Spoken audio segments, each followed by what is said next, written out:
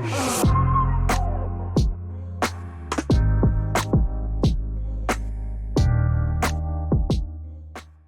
today is Saturday morning in my garden. I just wanted to give you all just a mini tour, but this is usually Saturday mornings are a good time to just, come out to the garden with, no plans of anything, do some garden maintenance.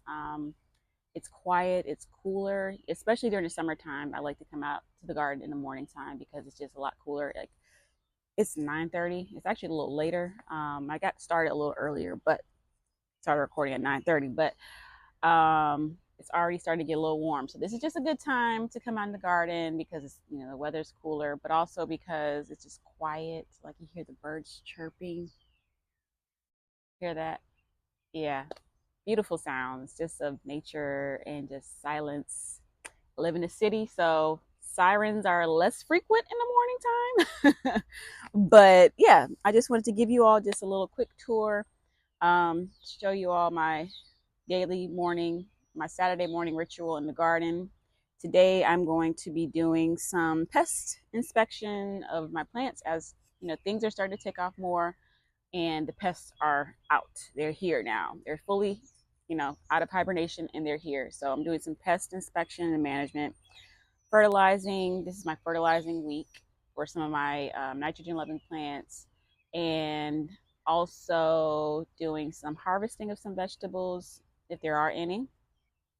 And also I'm going to be installing some trellises in my garden for my climbing vegetables. Like I planted some butternut squash and honey nut squash, which are vining vegetables that like to climb. So I'm installing an arch trellis and then also a new trellis, which I'm excited about, an obelisk, if I'm pronouncing it right, trellis for my cucumbers. And it's just a beautiful, like, it's not just a typical tomato cage. Like it's a nice, beautiful trellis. So, all right, I hope you all are excited. I am excited to get started. And yeah, let's get started with the tour. All right, so first thing that is up is I am going to be checking for pest damage and pests in my raised bed that has all of my brassicas. Brassicas are your leafy vegetables like your kale, collards, broccoli, cauliflower, cabbage. They attract what's called the cabbage moth that likes to flutter, fly around, land, lay its eggs, and then when the eggs hatch, they are cabbage worms, and the cabbage worms, need something to eat, and they eat on the leaves. So there's some holes on here that looks like there could be a cabbage moth up in here somewhere, or a cabbage worm. So we're just gonna check and inspect for those. Like you'll see, look, we're looking good. So no cabbage worms really in here, but you can also know that there is one, not just from the holes, but also like if you see poop in here, which I will show you in just a second. So checking through here, I don't really see any cabbage worm damage, which is great. Like, I typically have that challenge when I'm growing my brassicas. It looks like I see poop in here. I see poop. Where are you at? I know you in here. There you are. They're in here. So we're gonna zoom in soon and start removing them. But yeah, that's why it's great to do some daily inspection of your plants. Maybe every other day. Maybe not. People think gardening is a lot of work. It is maintenance, but I enjoy it. I enjoy being out here. It's good for you. It's therapeutic. It's quiet. It's exercise. So yeah, I appreciate coming out here on a daily basis just to inspect everything. But in this garden I have, let's see, some onions that are growing. The onions actually, these are from seed and these are actually from transplants, but I anticipate these are got a late start, and I anticipate these are probably gonna be ready to harvest probably later in the summer because they haven't yet to bulb. This one back here is starting to bulb. So, but I also have some carrots that are in here, and I think the carrots, like, it's good to, when you directly sow carrots, you can't really, they're such small seeds, but like when they start to germinate and get to a certain size, like this size here, it's good to start thinning them out if they're spaced too close together. So that's what I'm looking for here, which, yeah. So we can see that there are some Brussels, little Brussels starting to form here. I don't know if you can see them there, but yeah, they're starting to come in, which is cool. That lets us know that whatever we're doing is working. Fertilizing, watering, but also like, the pests haven't gotten to this plant yet, so it's doing pretty well. But yeah, this bed here actually has quite a bit going on. It's my new Birdie's raised bed that I got from Epic Gardening, and like I'm able to fit so much stuff in here: my onions, my carrots, my nasturtium, my herbs to help with companion planting, and also some marigolds here to help with, you know, pollination and also deterring the pests. I can't remember what this other plant is. Some sage in the background. Sage is back there. I don't know if that's a weed. It looks like it could be a weed. I don't know. I didn't plant that. Some cilantro back there too. So we're just gonna fertilize this here as raised bed as every other week with fish emulsion fertilizer. It's a good source of nitrogen. So that's what I'm gonna do. I most definitely have a cabbage worm that's in here. So we are gonna go ahead and just remove this here cabbage worm from, this is, if I can zoom, that's what the cabbage worm looks like. Can't see it. There we go. That is a cabbage worm. Those things, they're cute looking. They will eat up all of your leaves in the garden. So make sure you remove them. Yeah. So over here I have, which is super dope, is my potato grow bags. Um, these three are potatoes, and like they are starting to flower, and flowering means that we're close to being getting close to being able to harvest this. As the flowers means that the plant is setting off or creating tubers. Tubers are the potatoes. So yeah, that is so cool. And what's great about this is that you see the purple looking flowers and then the white flowers.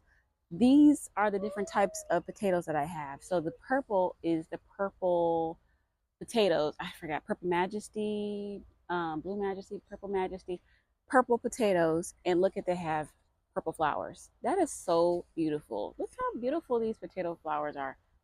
And here I have, I can't remember if they're red Norland or russet, but a different variety of potatoes. See, the potato flowers are white. So that lets me know that the tubers are starting to form. And when you know it's ready to harvest is when the foliage starts to get yellow and start to just die. Like that means that it's just about time, or it is about time to harvest your potatoes. So I'm actually fertilizing my potato. Well, no, no, no, no. I fertilized initially when I planted the potatoes or seed potatoes with some bone meal, which helps with root development. And I use some soil compost, a mixture of compost and peat moss, so that it will be a lot looser for the potatoes to form. You don't want to have compact soil when you're growing potatoes or any root vegetable, because then your rooted vegetable starts to get deformed looking, and it doesn't get to full size. So I had a mixture of peat moss and some compost, and also a little bit of perlite just to like loosen the soil a little bit. But yeah, this is like so cool. I'm so excited because I don't know, previous years, the last couple of years I haven't been successful with growing potatoes, a lot of them, but um this year I feel like, and I didn't get like the flowers from them. So this year seems like might have been the good year for potatoes. So we'll see. Back here, I actually installed these vertical planters in on our fence, which we got from Maxona Gardening. The link is in my description if you're interested on my Amazon storefront. But these are really, really great. I love these wall planters because some wall planters I used to have the grow bags that had like the wall planters, and they just were like they dried out easily, and it just I don't know, the soil would like fall over when you watered it, but this here seems to hold the soil up pretty well and keeps them, you know, um, keeps the soil from getting dry. But I installed strawberries in this here vertical wall planter, which these are super durable. Like this is really, I love them, love them, love them. If you want them or you're interested in them, they're linked in my storefront on in my description. All right, so I'm just coming in here with some fertilizer in my garden. Yeah, I am. I am. Yeah, both of them. My daughter is actually holding up some green onion sprouts. Like they're bulbs that we have left over from our scraps that we left over.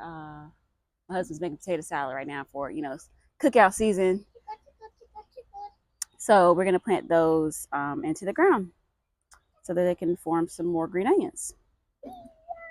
But yeah, so I usually typically water my brassicas once every 2 weeks, like, and my onions as well, because those are leafing vegetables and they appreciate a little bit of nitrogen in the garden that it helps, with the leaf development. So when the onions get to start bulbing, that's when you start pulling back from the fertilizer. I am super, super, super thrilled because we have what looks to be some beans that are ready to harvest. I forget which variety of beans these are, but this here is my squash bed, and I'm growing like 3 different types of summer squash. I think like yellow gold, zucchini, and 8 ball. And then I'm growing 2 winter squashes on each opposite side here.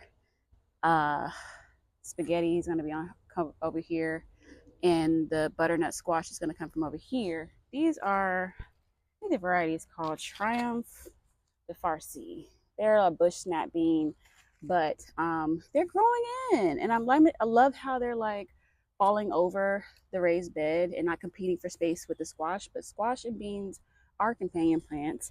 Um, the beans provide nitrogen, but they're growing in. But it's good to harvest your beans regularly. Like, see, some of these are not as big, but it's good to harvest these regularly because, like with any other plant, it stops growing. It signals the end of its life cycle if you stop harvesting them.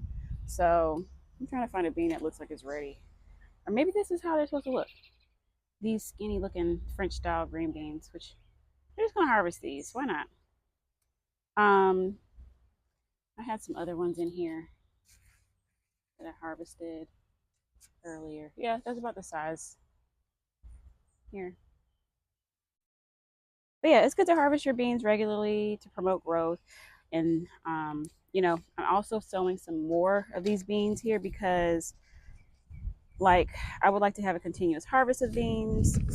And I'm doing something what's called succession planting, where you sow seeds like every few weeks so that you can have a continuous harvest. So once this plant dies, then the new plants that I have harvested or sowed seeds for will, you know, grow, and I can harvest more beans from those. So it's good practice, just continuously sow seeds. Don't, just, it's not one and done. You're not done when you have sowed seeds in the garden or transplanted. Like squash is another one that is summer squash is succession planting, because these will die, they'll get, disease and so forth. So it's just good to have a good practice of sowing your seeds regularly throughout the year or throughout the season so that you can just have a continuous harvest and, not have to worry about waiting for stuff to grow in. So one thing One thing I want to make sure I do when I'm out in the garden regularly is harvesting my herbs. Now, I have a bunch of rosemary that's growing here, some oregano that's in some other beds, but it's just good to harvest your herbs regularly because it promotes growth.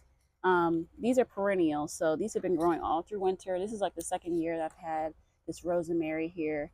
And it was like really bushy, but I keep harvesting it to kind of contain it, but also to promote growth. Um, and we just use them, I like to dry our herbs or we use them fresh. I guess on Wade friends. But yeah, it's just a good practice when you're gardening and you're growing herbs is to harvest them regularly.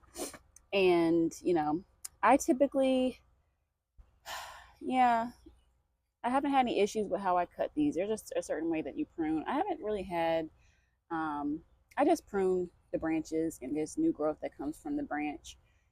No real technique, but just cutting this down so that I can have some space for my other vegetables that are growing in this bed. Ooh, it's a really, really tough one right there. So, yeah, my rosemary. And I'm using my handy dandy garden kneeler from Home and Garden Trends, which is also linked in my description. But I'm also going to harvest my lettuce while we're out here and also using my prunes, which actually I need to spray off, but so that I don't get any dirt on my lettuce. But yeah, this is my morning ritual is just to harvest what I can harvest in the garden that's ready to harvest.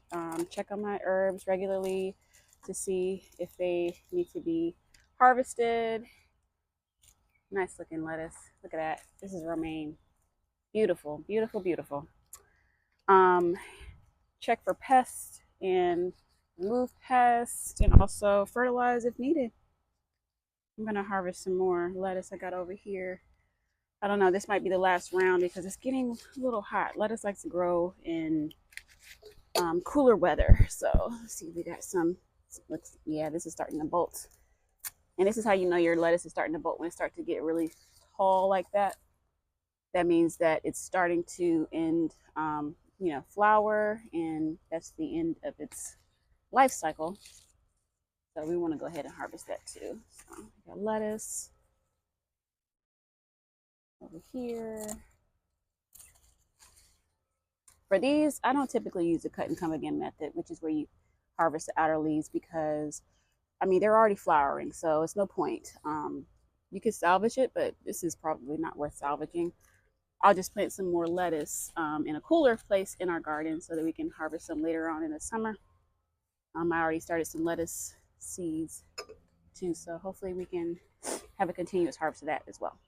So while we're over here, I'm going to install what's called an Obelisk Trellis.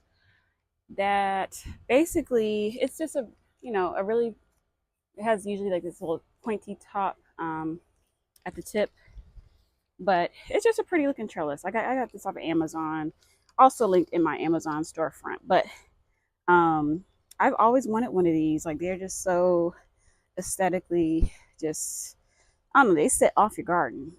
They set off your garden, but they're good for vining vegetables like cucumbers that are, and also tomatoes, but tomatoes need a little bit of sturdier trellis, but this is just a good trellis to have for cucumbers, which don't vine super crazy.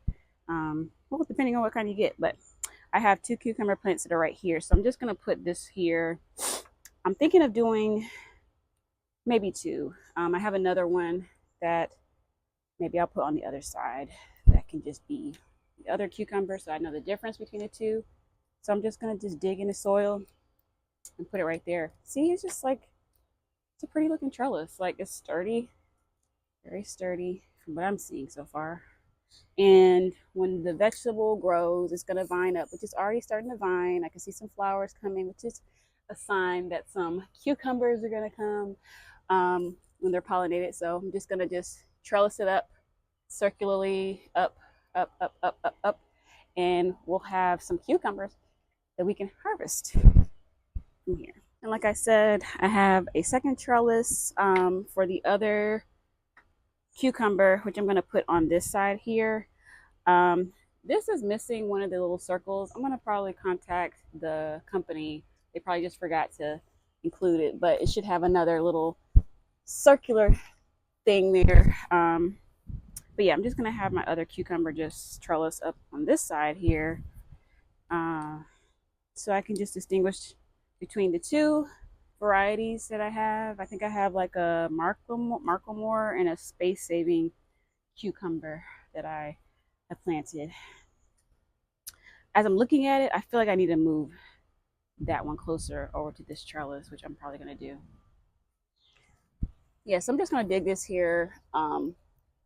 I guess this is a space saving cucumber. I'm gonna dig this one up, like get as close to beneath the roots as possible. And if you're ever transplanting any vegetables, it's good to do it in the morning time when it's cooler outside, so that, um, yeah, you're gonna have transplant shock anyways, but it's just like your plant is just gonna super, I don't know, it just doesn't do well when you like do it in the heat of the day. Like, I guess it stresses it out. So I'm already stressing it out as it is, but I'm going to just move it before it gets super hot outside. Move that weed out there. Oh no, that's not a weed, that's garlic. Oh well. I'll just put it right there. Yeah, water that in a little bit. This looks so good, y'all. Like it just made all the difference in this bed. It's so pretty. Like, that is a really, really pretty trellis. I've always seen other gardeners have them in their garden, and I've always wanted one. So I'm happy that I finally got me one. Because, like, as you can see, these tomato cages, I mean, I have two tomatillos on this side, but it's just, I don't know. They just look, I don't know. I don't want to say look ghetto, but it's just, it's just not like classy looking. Like these little trellises here, and they were only like $20 for two of them. So again, on my Amazon storefront, in the link in my description, you can find where I got these from Amazon. Last but not least, we are going to install an arch trellis over this here squash raised bed, which I mentioned before has two winter squashes, which are vining squashes, and three summer squashes. So the difference between summer and winter squash lasts longer because it has a harder outer shell, whereas the summer squashes are like they have a softer shell, softer covering, softer shell. They don't last as long as the winter squash. You can actually like keep your butternut squash and your spaghetti squash and any other winter squash like through the winter. Like, yeah. So I'm going to have basically install another arch trellis, which I love, love, love, love. Again, Amazon storefront. If you're looking for an arch trellis, I have it in there, linked in my description. But this has worked well for me for trellising my tomatoes. It's very sturdy, it's durable, like it's lasted me. So I decided to get a second one for my vining winter squash, which I'm going to install. So hopefully, I hope I didn't set this up too high. I think I had to take this apart because I did the wrong configuration of this here trellis. Lord, it's so big. Oh my God. I probably should have got my husband out here to help me. I got this though. I got it. All right. So what we gonna do? We gonna like have it like that. Okay. Yeah, we got this. Put it over here. It got caught in the playground. There we go. Super, super, super big. And we're just gonna dig it into the soil. Like so, like that, like Auntie Tab says. So we're gonna do like that. And then the other one is gonna go on this side here. And this is perfect. I love this. So, oh my gosh, this is going to be so beautiful once this stuff starts trellising, because I not only have squash in here and winter squash, I also have some sunflowers. And the sunflowers, these are a dwarf variety sunflower back here, so they won't get too tall. I'm probably gonna put the bigger sunflowers on this other bed. so that this doesn't like interfere with it. But this is gonna be so pretty, y'all. So pretty when everything just is fully, grown in. Yeah. Have my peas that are over here, which, peas and squash are not companion plants. Don't do like me, y'all. I'm just waiting for the squash or the peas to kind of die off. And then I'm going to put like a vining bean, because beans and squash are companion plants. So, yeah. Oh, this is going to be so nice. Oh my gosh, this is the best idea ever. Last year, I tried to do like a tomato cage for that butternut squash. Terrible, terrible, terrible. It did not, that thing didn't do nothing. That poor cage did nothing. Okay, looks like I'm gonna have to move this in just a little bit more. It's uneven. Put it a little bit like that. Get in some more. Huh, interesting. Did I let me see. Did I put in the wrong? 1, 2, 3. 1, 2, 3. Y'all, you know what? I think I did this wrong. Maybe not. Doesn't look even. Wait, 1, 1, 2, 2, 3, 3,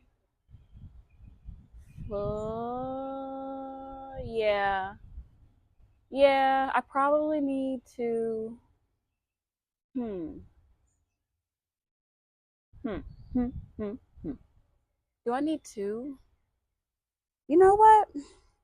We just gonna let this rock because it's it's super like uneven, but it's big for what I need it for, because this squash here is going to be like take over. And although it's like, lopsided as far as like it's a little more pointy up here, you know what? It's just gonna, we just make it do what it do. Like, because that squash is gonna need all of the real estate.